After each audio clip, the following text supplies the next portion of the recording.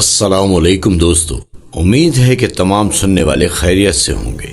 نئے ایپیسوڈ میں خوش آمدید۔ ناظرین، آج جو کہانی ہم آپ کو سنانے جا رہے ہیں وہ ہمارے بہت ہی اچھے دوست اور ہمارے ایک لسنر نے بھیجی ہے جن کا نام احمد ہے، اور یہ کہانی احمد صاحب کے بیٹے کے حوالے سے ہے جس کا نام سعد تھا۔ تو چلیے پھر احمد صاحب کی زبانی ہی سنتے ہیں۔ میرا نام احمد ہے اور میں سعد کا والد ہوں۔ میرے گھر کے پیچھے ایک بہت پرانا قبرستان ہے جو انگریزوں کے زمانے میں بنایا گیا تھا، جس میں آج بھی انگریزوں کی قبریں موجود ہیں۔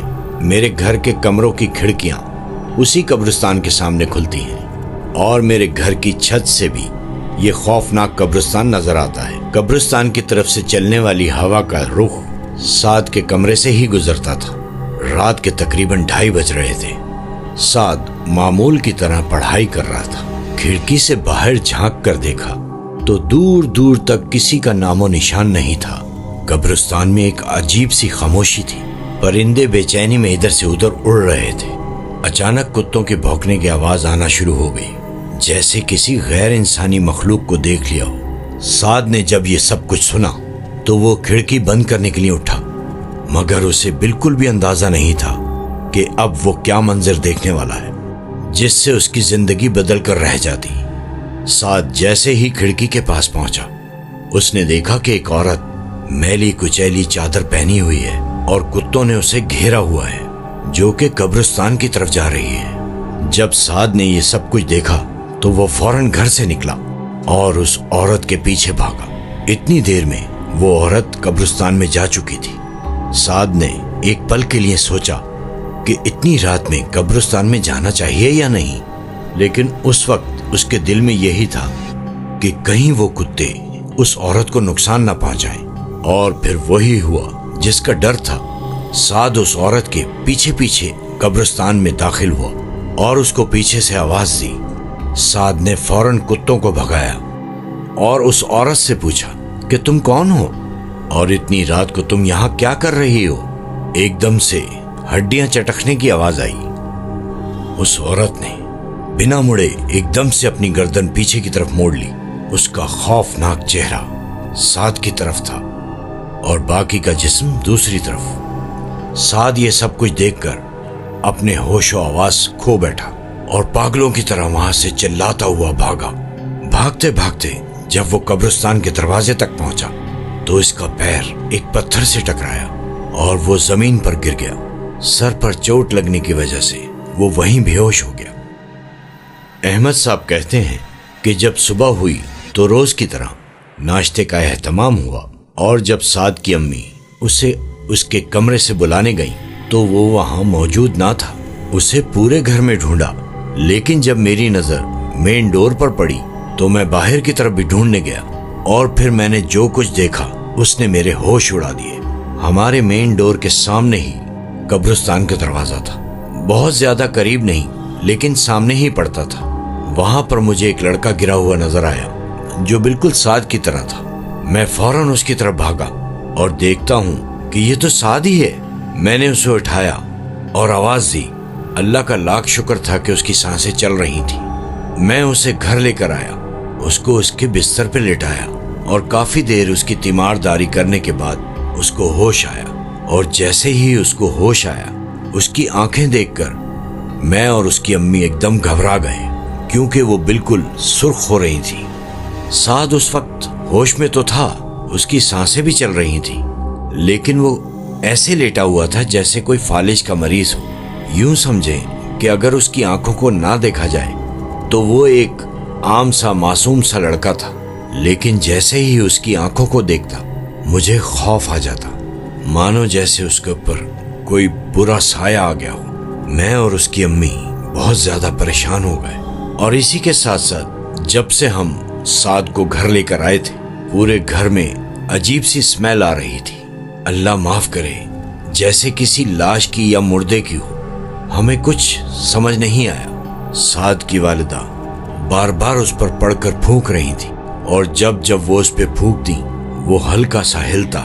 وہ نہ تو اپنی آنکھیں جھپک رہا تھا اور نہ ہی کچھ کہہ رہا تھا، بس اس کی سرخ آنکھیں گھر کی چھت کی طرف دیکھ رہی تھی۔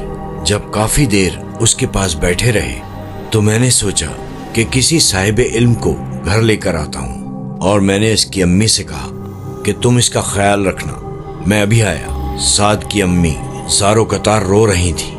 یہ واقعہ صبح کے وقت ہوا تھا اور اب عصر ہو چکی تھی۔ قریب میں ہی ایک مسجد تھی جو کہ قبرستان کے ہی احاطے میں تھی۔ مجھے کچھ سمجھ نہیں آ رہا تھا اور میں اسی مسجد میں داخل ہو گیا۔ میں نے وہاں کے امام صاحب کو سارا معاملہ سمجھایا اور انہیں اپنے ساتھ گھر لے آیا۔ ان صاحب علم شخص نے سعد کے ماتھے پر ہاتھ رکھا اور کافی دیر کچھ پڑھتے رہے۔ اس کے بعد جو انہوں نے ہمیں بتایا تو ہمارے پاؤں کے نیچے سے زمین نکل گئی۔ ان کا کہنا تھا کہ مجھے بہت افسوس کے ساتھ کہنا پڑ رہا ہے کہ سعد اب اس دنیا میں نہیں رہا، اور جس لڑکے کو آپ دیکھ رہے ہیں اس پر جنات کا بسر ہو چکا ہے۔ اس وقت میں اور سعد کی امی بہت زیادہ روئے۔ ہمیں کچھ بھی سمجھ میں نہیں آ رہا تھا کہ آخر اب ہم کیا کریں، کیونکہ ہمارے بہت سے جاننے والوں نے یہ کہا تھا کہ قبرستان کے پاس گھر مت لینا، اور پھر تمہارے بیٹے کو رات بھر جاگنے کی عادت بھی ہے۔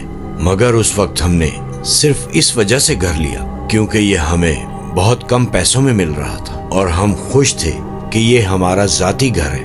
ہمیں یہاں آئے 2-3 مہینے ہی گزرے تھے، سب کچھ بہت بہتر چل رہا تھا، لیکن ہمیں کیا پتا تھا کہ یہ قیامت ہمارے پر ٹوٹ پڑے گی۔ امام صاحب نے ہم سے کہا کہ مجھے کچھ وقت دیجیے اس کے ساتھ، میں یہ جاننا چاہتا ہوں کہ اس کے ساتھ آخر ہوا کیا ہے۔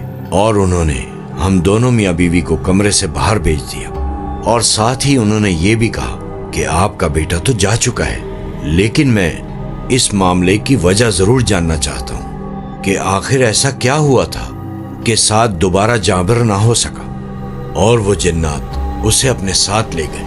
میں نے اور میری بیوی نے کہا ٹھیک ہے، ہم آپ کا انتظار کریں گے۔ کافی دیر امام صاحب سعد کے ساتھ ہی رہے، اور کچھ دیر کے بعد جب باہر آئے تو انہوں نے ہمیں سارا معاملہ بتایا۔ ان کا یہ کہنا تھا کہ سعد نے ایک عورت کو قبرستان جاتے دیکھا تھا جس کے پیچھے کچھ جانور لگے ہوئے تھے، اور وہ اسی نیت سے گیا تھا کہ اس کو بچا لے۔ جب ہی وہ اس کے پیچھے پیچھے گیا، سعد جس وقت قبرستان میں داخل ہوا تھا اس کو نہیں معلوم تھا کہ وہ کیا کرنے جا رہا ہے۔ وہ جلدی جلدی میں بہت سی قبروں کے اوپر سے پھلانگتا ہوا گیا، اور جب وہ اس عورت کے پاس پہنچا تو معلوم پڑا کہ وہ عورت تو ایک چڑیل ہے، جس سے ڈر کر سعد واپس بھاگا۔ کیا پتا اس وقت اس کی جان بچ جاتی، لیکن وہ قبرستان اس وقت پر اسرار حالت میں تھا۔ بھاگتے بھاگتے اس کے راستے میں ایک کالی بلی آئی تھی، جس پر بے دہانی میں سعد اس بلی پر چڑھ گیا، اور وہ بلی اس کے پیروں تلے آ کے زخمی ہو گئی۔ میں اور میری بیوی امام صاحب کی یہ باتیں سن رہے تھے۔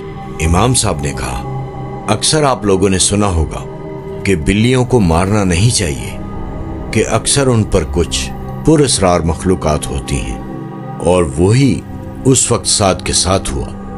یوں کہہ لیں کہ سعد کی موت کا وقت طے ہو چکا تھا۔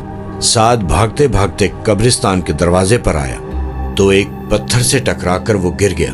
اس کے بعد وہ اٹھ نہ سکا، جیسے اس کے پیروں کو کسی نے جکڑ لیا ہو۔ سعد نے جب مڑ کر دیکھا تو وہاں اس عورت کے ساتھ ساتھ تقریباً 15 سے 16 کالی بلیاں موجود تھیں، جن کی آنکھیں سرخ تھیں، اور اس عورت کی بھی۔ اور بس وہ وقت تھا کہ سعد ان کو دیکھتے ہی اپنا دم توڑ گیا۔ امام صاحب نے ہم سے کہا جو سرخ آنکھیں آپ اپنے بیٹے کی دیکھ رہے ہیں، یہ آنکھیں اس کی نہیں ہیں، اور جو اسمیل آپ کو گھر میں آ رہی ہے اس کا زیادہ دیر تک آنا ٹھیک نہیں ہے۔ میری مانے تو جلد سے جلد اس کی تدفین کر دیں اور اسی قبرستان میں اپنے بیٹے کو دفنائیں۔ اس وقت تک سعد کی امی یہ خبر اپنے پورے خاندان میں دے چکی تھی۔ تھوڑی دیر بعد ہی سب رشتہ دار وہاں جمع ہونا شروع ہو گئے۔ وہ مغرب کا وقت تھا۔ انہی امام صاحب نے سعد کی نماز جنازہ پڑھائی اور سعد کے جنازے کو قبرستان کی طرف لے گئے۔ پورے خاندان میں جیسے تہلکہ مچ چکا تھا، لیکن ہم نے دیر کیے بنا سعد کی تدفین کی۔ وہ دن ہے اور آج کا دن ہے، میں کبھی اپنے بیٹے کی آنکھوں کو بھول نہیں پاتا، اور آج بھی میں کسی بلی کو دیکھتا ہوں تو وہاں سے اپنا راستہ بدل لیتا ہوں۔ وہ سرخ آنکھیں میری آنکھوں کے سامنے سے نہیں جاتی۔ آج اس بات کو کافی سال گزر چکے ہیں، ہم ایک نئی جگہ شفٹ ہو چکے ہیں اور اپنے بیٹے کی یاد کے ساتھ زندہ ہیں۔ وہ تو بھلا تھا ان امام صاحب کا جنہوں نے ہمیں پوری کہانی سے آگاہ کیا، ورنہ نہ جانے ہم کن سوالات کے ساتھ اپنی زندگی گزارتے۔ ان امام صاحب نے ہمیں اور بھی باتیں بتائیں اور وہ تمام باتیں اسی عورت کے حوالے سے تھیں۔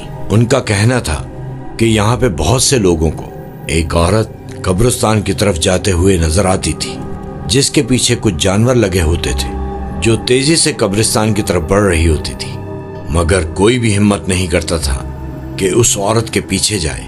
جیسا کہ مسجد بھی قبرستان کے برابر میں ہی تھی، تو عشاء کی نماز کے بعد جو نمازی مسجد میں دیر تک رکتے تھے، جب وہ مسجد سے باہر نکلتے تھے تو اکثر ان کو کتوں کے بھونکنے کی آواز آتی تھی، اور وہ آواز اتنی تیز ہوتی تھی جیسے وہ کتے ان کے بالکل سامنے ہوں، لیکن وہاں کچھ نہیں ہوتا تھا، اور کچھ نمازیوں کو تو وہ عورت نظر آتی تھی مگر کوئی آدمی اس کے پیچھے نہ گیا۔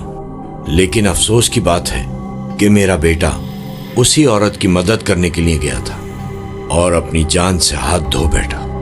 اللہ تعالیٰ سب کی اولادوں کی حفاظت فرمائے، آمین یا رب العالمین۔ ناظرین، یہ تھی آج کی ہماری کہانی، جو کہ واقعی ایک دل دہلا دینے والی کہانی ہے۔ ہم اکثر آپ کو ایسی کہانیاں سناتے ہیں جس میں کچھ نہ کچھ حل نکل جاتا ہے، لیکن افسوس کہ کچھ واقعات ایسے بھی ہوتے ہیں جس میں ہم اپنے چاہنے والوں کو کھو دیتے ہیں۔ اس کہانی سے ہمیں بھی سیکھنے کو ملتا ہے کہ ہم اپنی حفاظت کریں۔ دوستو، اس طرح کی مزید کہانیاں سننے کے لیے ہمارے چینل کو سبسکرائب کیجیے اور ساتھ ہی لگے بیل آئیکن کو بھی پریس کیجیے۔ آپ سے ملاقات ہوگی ہمارے آنے والی نیکسٹ ویڈیو میں۔ اپنا بہت سا خیال رکھیے گا۔ اللہ حافظ۔